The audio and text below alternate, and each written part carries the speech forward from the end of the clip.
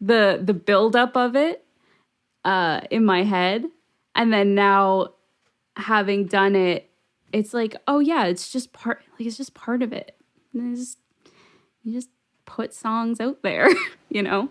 And but it feels really good. Like it's given me confidence to put out more stuff, and which is really exciting for me because I write a lot and I make a lot of music, and it, now being a little bit more confident to put it out there, I think is a good thing.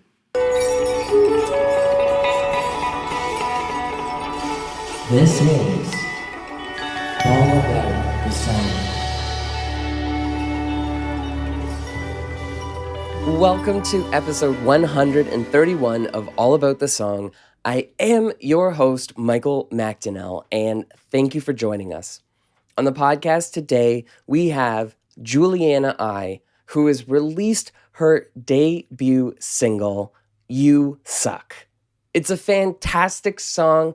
Juliana is one of my best friends. We talk pretty much, 4 times a week about music. So this conversation was a little difficult to navigate because I have talked day to day about this song, and I am so incredibly proud of Juliana for releasing a song, let alone such an amazing, fantastic, bold, just a real punch to the gut style debut song, and I'm so extremely pleased with the way that it turned out.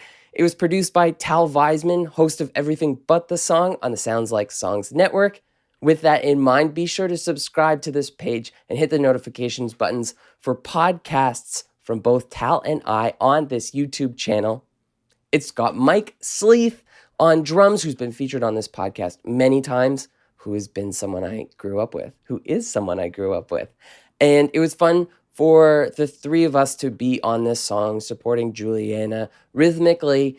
I have so much that I just wanted to ask Juliana about without doing it in a manner that we normally talk to, which was certainly fun.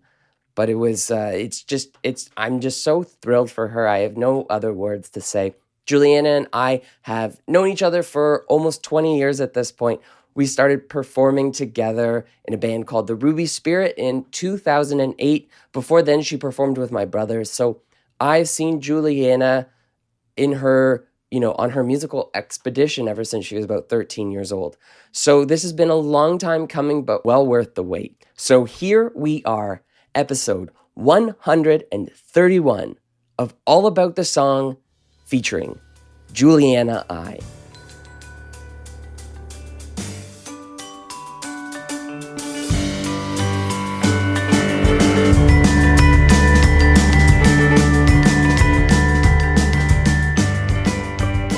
Juliana Eye, congratulations on releasing You Suck into the world. How does it feel to have your debut single out? It feels good. Pew, pew, pew. Do you have sound effects? Feels great. This has been a long time coming, and it's an interesting conversation for the two of us to have because we've discussed music in real time at length for a really long time. So It's unique to ask you these questions because I don't want to say that I think I already have the answers, but it feels more impactful knowing the whole journey from a personal perspective. But to start maybe at the present and work ourselves backwards, do you feel different? No, not at all. It feels like it's like kind of overwhelming and then underwhelming at the same time. I'm like, I've been like super anxious all up until releasing it, and then I released it, and then now the last few days I'm just like, oh yeah, cool. That was just I just put something on the internet. It means so much though, like doing it and the emotional process. Yeah. Oh, especially for me, like you know me, and you know that I'm terrified of everything, but specifically I'm terrified of putting myself out there, and especially putting music out there because it's really personal. And then, yeah, just it's exposing, and I'm like, I'd rather not, So We did a really good job. I performed bass on the song, so this is something that I was very familiar of in the process. It was produced by the fantastic Tal Weisman, the host of Everything But the Song on the Sounds Like Songs Network. It's been, I don't know. It was so cool to see the whole process go through. Oh, and to finally conclude, Mike Sleeth plays drums on it, the great drummer. And it was really cool. Side note. Yeah, I know. Thank you, Mike, by the way. Mike Sleeth, thank you. Well, the thing I wanted to, it was so much fun for the three of us to get to perform on a track. We've not done something recorded. We all met doing a music singing contest. So that was the first time Mike and I had played on something. And it was, oh man, I think it was so cool for me, like just to be on it, to see it through. But the song is incredible. And something that we've talked about throughout this whole process is that the debut release or something you're putting out music for the first time after doing it for so long, it is monumental. But you did it with a really great, edgy song. I don't think anyone expected that. I came out of the door swinging. You really did. Like, you really went for it. And I think that's very cool. There was no setup with this. Like, you went fastball right down the middle. Yeah, I think I've been thinking about this, and I think part of the reason, and I'm sure I'm not the only person that goes through this, but especially when you wait a long time to start putting stuff out or putting any music out, you think, oh, what I put out now has to be monumental. It has to be like has to describe me in every single way, like it has to say, it has to be like meaningful. It needs to show that I've been doing this for as long as I have. And it's just like a never ending list of things that you feel like you need to accomplish in your first release. And I think that with You Suck, it was actually kind of a better, it was different, because I don't think that You Suck is like what I'm like about, but it was a nice fun song that that felt like it would be a good introduction. It was like a good dipping your toe in the water song, because it's like, it's fun. It is what it is. It doesn't define me in every single way. Like I can do other things, but it kind of took a little bit of the edge off, which was nice. Well, it comes to mind like Katy Perry, I Kissed a Girl, or Prozac, Sucks to Be You, where it's the subject matter of the song is just so gripping right away, because, you say the F word in the first verse, and the chorus is You Suck. And for people that have known you, this is a very almost opposite Juliana type experience, where you're very reserved in a sense, but I think it's just so amazing to take this angle as an approach with the impact of putting out music and defining yourself with something. To go so bold is a pretty big statement. Yeah, in a way, it's kind of like, because it's different, like it is a part of me. Like I do have that side of me. It's just not a lot of people see it. I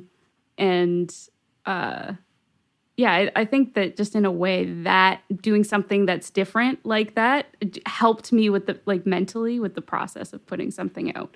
Because it was like, oh yeah, this is fun. Whatever. It's just a thing, Let's just do this.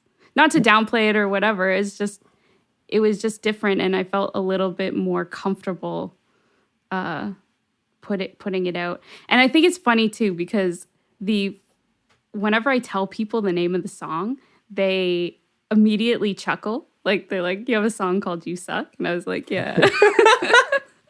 and then they'll listen to the first line. They'll like pull out their phone. They'll listen to the first line. They're like, "Yo, what?" Like, what is this song?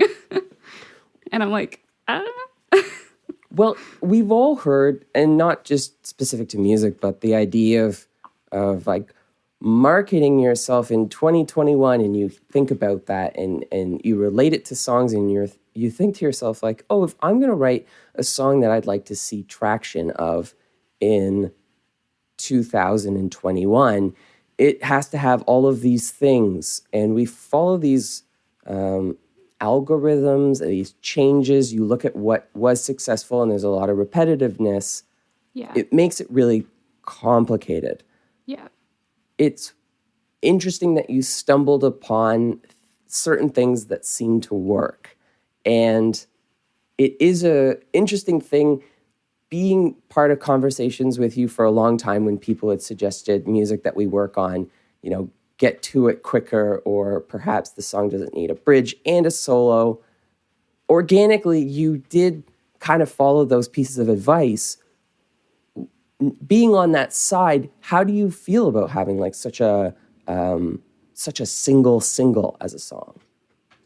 Yeah, I think when it comes down to it, like I really like a lot of different kinds of music, and obviously like we've played in a lot of bands together where we've played different kinds of music, but I feel like I always come back, even early on, like I come back to like pop music structure. Like I just really love pop music, and I think it's really hard to say to boil down something into like a 3-minute song and like so concisely. That's always been so difficult to do. And it's like, how do you compact this emotion or all of these feelings and this story and make it catchy and,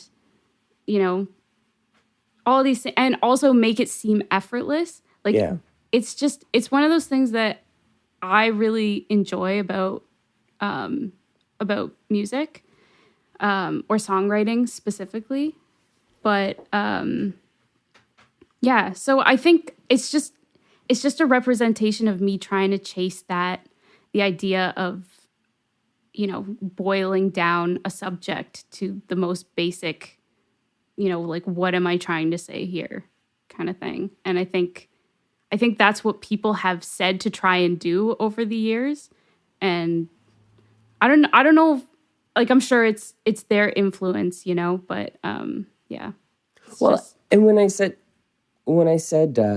like the idea of doing this organically, like there's been an evolution in your songwriting and in everyone's songwriting, and it is like one of those steps to be able to only convey like one message in a song, or even if you have multiple messages, or if it's about multiple people, be able to like distill it into a form so that if you were standing in front of a bunch of people, like if you were at a poetry night, for example, you could say out the lyrics and it would have like a rhythmic cadence, and it would work and tell a story. Yeah. Your story is pretty grim. No offense. Thinking about it like that. Yeah. I fucking hate these people around me. You suck. To be fair, I don't really hate anybody. I know. It just felt right. Sometimes when you get upset, you just start saying things and you're like, it's a release. But I don't hold grudges. I'm not an angry person just walking around like, fuck you guys. So I wanted to go back to kind of your beginning.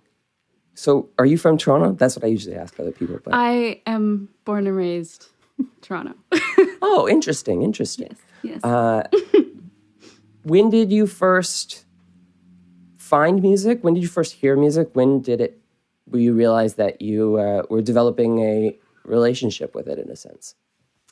I think I think this is very similar to a lot of people, but when I was really young, my dad would put on records, and like me and my brother and sister would just dance in the living room, and like he would take videos of us just like being little hams.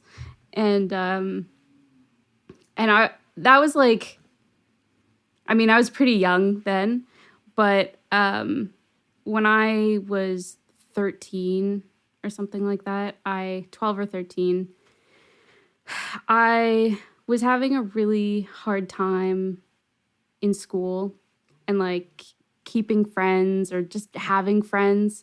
And I remember one night, like I would always play air guitar. Like I'd pretend to play songs like just in my bedroom. Mm-hmm.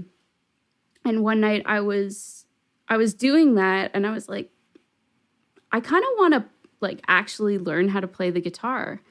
And it was something that I knew that none of my friends at school did. And I was like, yeah, this is going to be something that I'm going to do. That's going to be, you know, like it's cool. Like I'm going to play guitar, you know? So I started taking guitar lessons, and honestly, ever since I started playing guitar and like coming home and I would practice singing and playing songs, like I was hooked, and it felt like that was something that helped me like belong without belonging, if that makes sense. Yeah.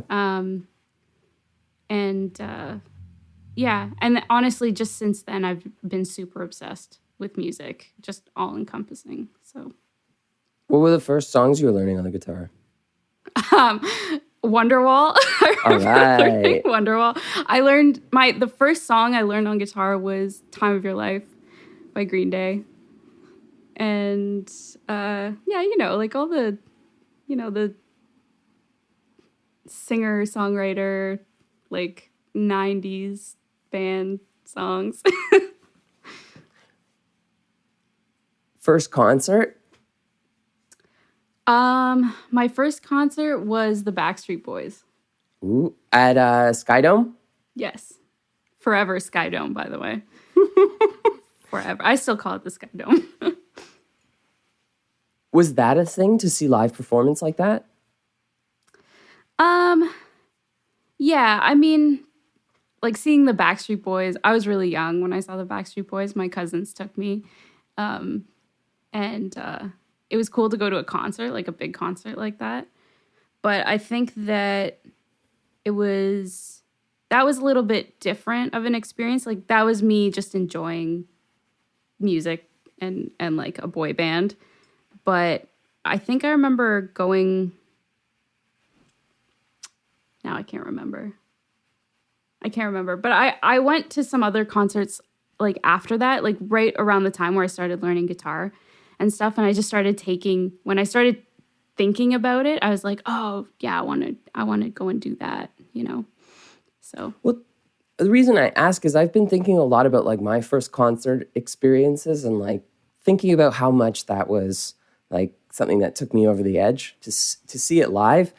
I've been thinking a lot also about like Cirque du Soleil, that going to see as a kid, and being in, like starting to see stages and stuff like that, and remembering how much the visual element of being on stage played a role in wanting to do it. Just knowing that, I mean, you and I have done a lot of live performances and focused on a live performance. So I was just curious too if it was like, if there was a live element that gripped you, or was it the like audio experience, the recorded experience? I think it was live has always been different. Like but at the same time, like we grew up basically going and seeing bands play, you know, like there was not really any visual, like now if you go to like a pop, like arena tour, it's like a whole thing. Like it's like a theater show with all these things going on. You have dancers and it's like a whole production, which I really enjoy and I think is really cool. But like I grew up just like going to see bands play, just, you know, like a three or four piece band playing instruments on stage. But there was something about the energy that they would bring to the live performance that was really, that would, change the energy in a room. And I think that is what's infectious about it. It's different than listening to a record because you have your own personal attachment to a recording. But when you see it live, you're like, oh my God, all these other people have their own experiences with this. And it's just, I don't know how to explain it, but it's like this energy that's like you're all sharing this, thing. I don't know. There's something about live performances that I think are just next level. Well, I guess, yeah, I've just been thinking a lot about the duality of the two things of like recording music, releasing music, using that side of your head, and then the live thing. I think I've realized how much I've taken live music for granted in a sense, because we always were invited on, we always had a stage to play on, and because we've been at home and it hasn't been a thing, I'm looking at it way more as a privilege than I think it almost became like an expectancy. Like the goal was to see how much you could go up on a stage per week, and now there's just such a premium on it. But yeah, I've been curious, especially because I've spent so much time on a stage with you. Like, where do you? What was it for you that made this this hobby, this idea of having your own thing that's a little bit different, that's your own? What takes it to the like, I'm going to do this as much as I humanly can, and this is like what I'll self-define myself on? Was there a transformation at an early age to be like, this is what I'm going to do forever? Yeah. I had a friend. I actually made a friend in like late in grade school, who was a singer, and we were into the same kind of music, and we kind of partnered up, and I played guitar for her and I would sing backup for her. And we just kind of made it a thing. We knew it was like hard to do and it was embarrassing. You're a kid. You're like, oh, I'm going to perform in front of people. But we kind of took it on together. And there was something about that was like, we kind of agree. It was like this unspoken agreement. Like we have to, if we want to do music, like we have to be able to perform in front of people.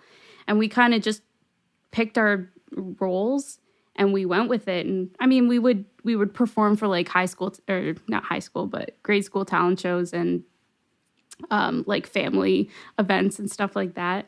But I remember it being like, no, I want to do this. And I actually wanted to be, that role really fit me well. There's something about not being the person in front that was really helpful for me, because I was like, okay, because I'm kind of a shy, like timid person, this is a good spot for me because not everybody's always looking at me and I still get to play, and it's great, but we're still doing this thing.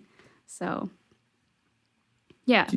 I took it very seriously, very young. Like I was like, no, I'm going to do this. And then it just became like, it gradually built on that as time went on. So when did you play your first concert? I want to say it was like my grade 8 talent show. And you played it with this? With my friend Karen, yeah. How was it? What? That's a dumb question to say, but that's really what I want to know. Like, how nervous were you? I'll just get to it. Like, how much of a feat was it? It was scary, but there was something about being like the two of us that made it less scary because we were in it together. So if one of us fell flat, we kind of both fell flat, and afterwards we knew like it's fine. We gave it a go. But I always remember this, and I think about this every time I go to my parents' house, or I go, I'm driving to my parents' house, but I think we played like an Avril Lavigne song, and we both played guitar. So the way we played it was, we both played guitar, but she was kind of like taking over the lead the lead vocal. And my grade school was not super, I want to say like maybe 10 or 15 blocks from my house. And I had my like Costco electric guitar, my like little 10-watt amp that like came in those packages. And we walked from my place to school, and it was like June or something like that. It was really hot outside. And like the amp was like this big, but it was really heavy for some reason. So I just remember like walking like under the underpass of the 401, like lugging this amp and being like so nervous. Like the both of us were just so nervous. And then we played and it was fine. Like it's a grade 8 talent show. Like there's a bunch of kids that are just like you know, someone danced to Barbie Girl like right after us. So Yeah. You know how it is. Yeah, I do. Yeah. But I have a similar feeling about carrying my bass clarinet home from the bus. And now when I walk that same distance on that same street, I always think about like there's a stop sign halfway and I'd be switching hands and I was developing calluses and I was like, I'm going to do this. Like, and now when I walk that street, it's like, stop sign's like 5 minutes away. Like this, I know. What was I complaining about? But it's just like when you add in like the idea of a show, like everything becomes heavier and your legs feel funny and like you see. Did you seize up? A little bit. It wasn't like the best performance ever. It was kind of one of those. Like we got through it. We didn't mess it up, which was good as far as I remember. And I think the way that we thought about it in our heads, or at least for me, like I thought it was going to be something and then it wasn't like that at all. So it was kind of a nice, I don't know. I don't even remember what I was expecting, but. Do you remember how you felt after? Like, do you remember the release? Yeah. Oh, it felt really good. It was like, whoa, we just played in front of like our whole school, you know? And everyone thought we were so cool after that. We were like, yeah. Well, how do you compare that experience to this experience? Like the present day experience? It's very similar. It's very similar. It's like the buildup of it in my head. And then now having done it, it's like, oh yeah, it's just part of it. And you just put songs out there, you know? And but it feels really good. Like it's given me confidence to put out more stuff, and which is really exciting for me because I write a lot and I make a lot of music, and now being a little bit more confident to put it out there, I think is a good thing. I know that I think that you and I have gone through a very similar struggle. I know that you and I have gone through a very similar struggle in the sense that we overanalyze and worry about putting music out, and it feels like this absolutely daunting thing. Having preceded you in that experience, I then felt more confident to look at a piece of music and say like, oh, just do this, and then you're done. Like if you have a 1 minute idea, it's almost like you got all the foundation there, just like, you know, finish it off kind of thing. And it's also something that you and I discuss a lot where it's like, oh, this creative idea is like half done and I'm afraid to finish it because then it's like complete. And I'm curious if you feel that there's been a change in your feelings or development towards songwriting now that you've, you know, proved to yourself that you can do it. Yeah, I think so. I mean, it's still scary and it's still hard to finish a song. Like it's like for me, and I think a lot of people are like this too, where it's easy to get like a first verse and a chorus. And I know that when I tell you that, I'm like, oh yeah, like I kind of started writing a song and I have a first verse and a chorus. And you're like, yeah, the song's almost done. You just need another verse and, you know, whatever.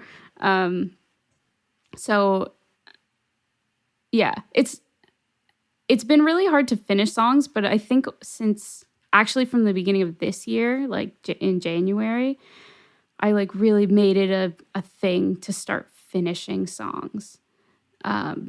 It's a goal. It's like no matter how frustrated I get, let's just finish it and then move on instead of having half a song and then just building up half songs and not ever doing anything with them. So, but also, just a side note, I would just like to say for all the viewers right now that Mike was very encouraging in the process of releasing this song, because I probably wouldn't have released this song if you didn't, share your experiences with releasing your own music and, kind of guiding me through it. So I'm really appreciative. Well, thank you. I mean, obvious. Well, I had to. It's hard to ask you questions about these types of things in a sense, because we discuss this like so much, almost daily. Yeah. We have these conversations where we really analyze like the emotional process of writing music and how much it is. And I think that there are people out there that can churn out songs every day. And I think that there are also, and that's not to say that those songs aren't amazing. Yeah. And I think that I and you would love to write a song like Paul McCartney. And when asked in the press, what's Martha, my dear about? He goes, oh, my British bulldog. And not to say that Paul McCartney doesn't love his dog. Yeah. It's just like, that would be really difficult for me to write a song about the love of an animal. In a sense, like I think that you and I have always related this songwriting to like this emotional release. And it's almost like you got to put all of your turmoil and all of your feelings, and you really got to like, rinse out your soul and put it into something, and for it to be worth hearing, because it's a true expression. So we're never, even though we've both really tried, we're never going to be people that can just like write songs on command. And sometimes you need to take a year to write a bridge for a song. Yeah. And I don't think that there's no like cheat code on how to write songs. I think I've been learning more about like lately how to like some tactics on how to write songs kind of from nothing, which has been kind of a hard experience, like practicing that, but you can do it. Like I did in January, I think I told you I did like a songwriting course, and it was almost like a 30-day challenge. And it's like, you have to, it's like you only have a week or something to write a complete song. And you're like, the whole time I was like, oh, this is garbage. Like, I don't want to, this is gross. Like I would normally stop, but there's something about pushing through and just like almost kind of just making shit up and seeing if it sticks and if it makes sense. And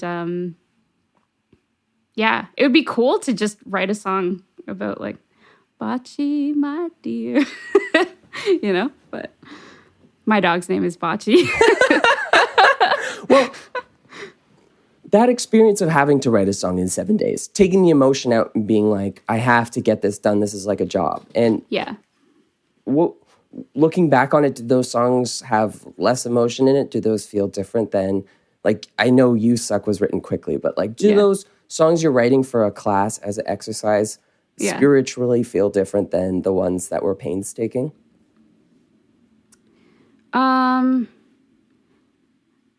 I think while you're doing it, yes. But afterwards, like I kind of like them now. Like I wrote a couple songs in January as part of this exercise, and I hated them while I was doing them. But then I didn't listen to them for a while, and I listened back, and I was like, no, like this is kind of cool. It's not exactly deep and meaningful necessarily to me, but it tells a story. And if I heard somebody else singing this, like I could see you know, like it's still invoking an emotion. Like I still can take it for what it is. And I actually think that that's a really cool way to look at songwriting. Because there are songwriters out, well, obviously professional songwriters out there that do this for a living who churn out like 2 or 3 songs a week or a day, you know? And I think that they use a similar method, you know? I think it's just, all I've really learned about songwriting is the more that you do it, the better that you get. Yes, just like everything. And you have to be okay with all the shitty songs that you write and all the shitty ideas, because you just, you know, even some of the best songwriters still write shitty songs. And sometimes you think a song isn't good and it turns out to be great. And you have to sometimes allow the people around you to tell you that they're good and be like, okay, I'll trust you. And at the finish line, let's assess. Yeah. And what's that? I don't know who said this or what this is quoted from, but it's like, your art isn't complete until the audience or somebody sees it and consumes it or something. I don't know who said that, but it's true. It's like, it's almost like you got to just complete the cycle, because it'll mean something to you, or you'll see it as in a certain way. Yeah. But if you show 3 people, you know, they're going to take it in a different way, and they're going to attach their own story to the song or relate to it in a different way. And you're never going to be able to control that. So why try to control that? Just do it as best as you can and hope for the best. Well, and also people experience their life listening to your piece of art, and that continues to expand. And the song, once released, doesn't become yours anymore. Yeah. Or the experience of the song is now your experience of the song. Yeah. And that can be cool. But people will relate it to whatever they want, and you just have to be like, all right. Yeah. Even with You Suck, like the day that it came out, I had some people message me and say, like, just explaining to me how they were thinking about the song. They're like, oh, I really needed this song today because of such and such of a situation or whatever. And I was thinking about this, or I was thinking about that. And, you know, someone messaged me and they're like, it's like you wrote this song for me. And I was like, okay, that's it. Like, that's the goal. It's like, if you can put yourself in the position of the song, or, you know, add your perspective to it, that's it. That's all it is. Absolutely. Yeah. Do you think we'll hear more music from you soon? Nah, I'm done. Yeah, I think that was a good run. Honestly, we have a friend, Kavi Gupta, who always said in high school, he's like, I want to be a one-hit wonder. Yeah. And I love that, because, like, I think, like, you and I were looking at a musical career as, like, I want to be the most busy humanly possible for the longest period of time. Like, I've always said, like, a career in music is having something to do tomorrow.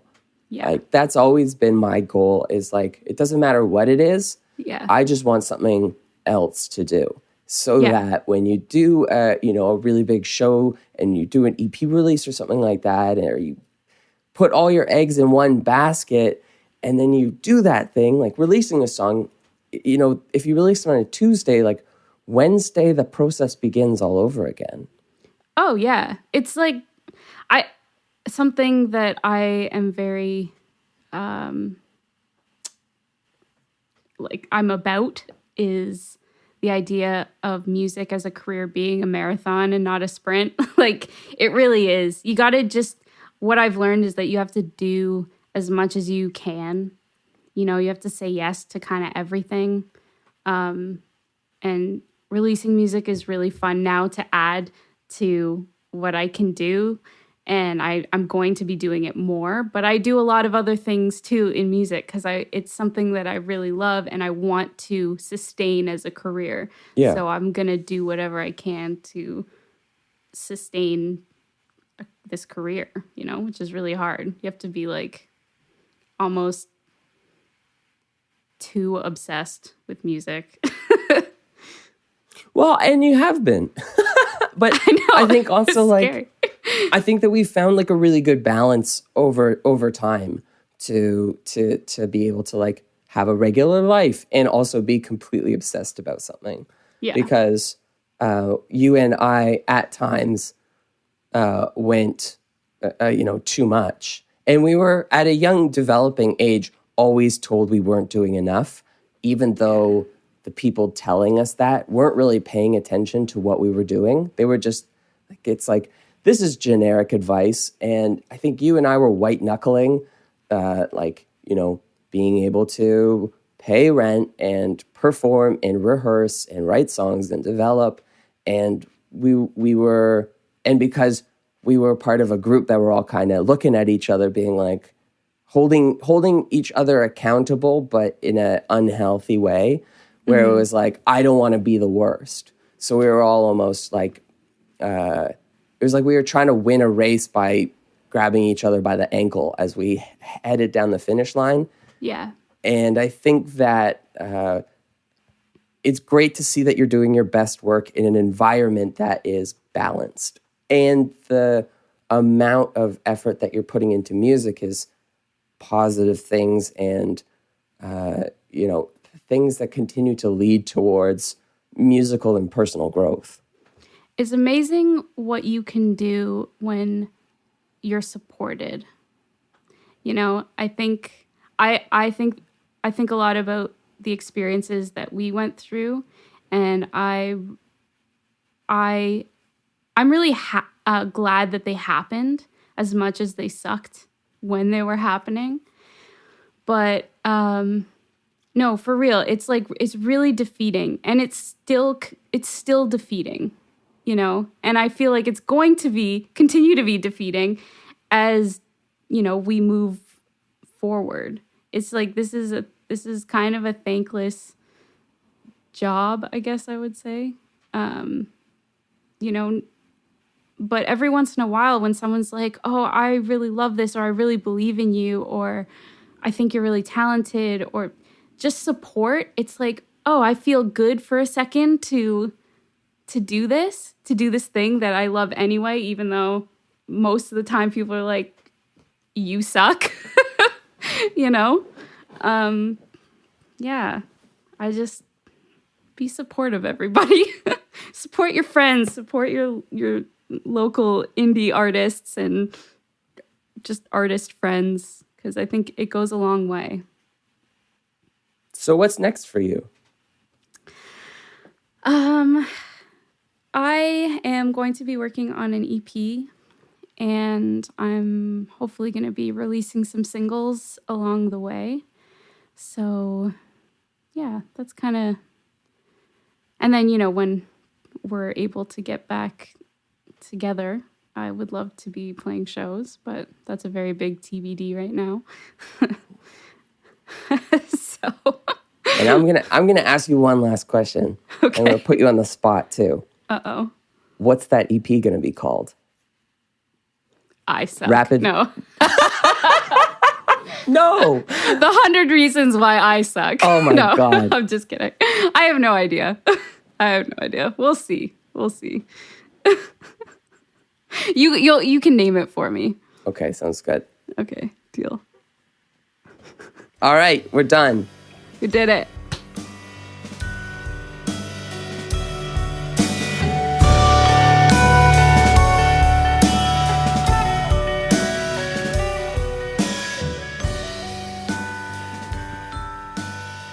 I'd like to thank Juliana for being on the podcast. If you have any questions, comments, or suggestions for a guest you'd like to hear on an episode, send us an email, allaboutthesongpodcast@gmail.com. We are at Apple Podcasts. We are at Spotify. Wherever you listen to your podcasts, we are there.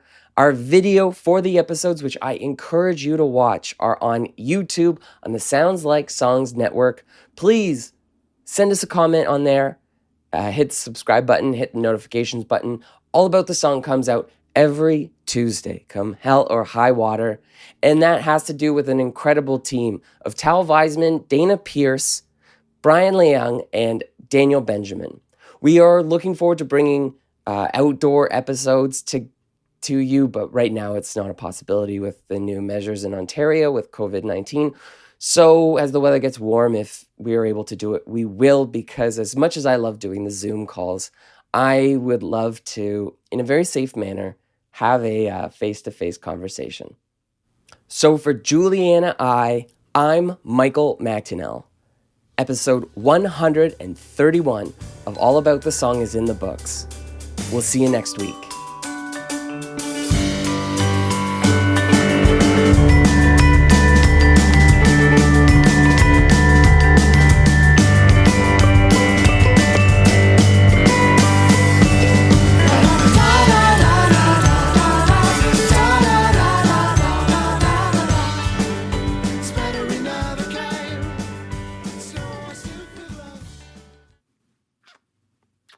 Isn't he a cutie?